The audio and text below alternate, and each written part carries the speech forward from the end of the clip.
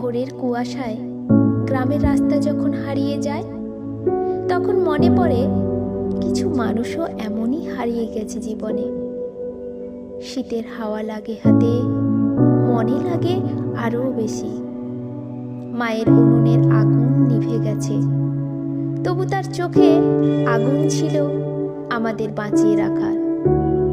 খড়ের চালের ঘরে রাতগুলো ছিল লম্বা, আর স্বপ্নগুলো ছিল ছোট। তবু সেই স্বপ্নের ভরসা ছিল পুরো জীবন।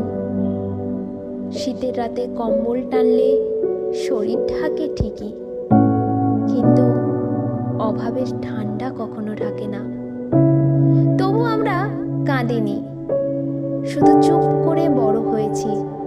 কারণ গ্রামে কষ্টে কথা বলা শেখায় না, শক্ত হতে শেখায়।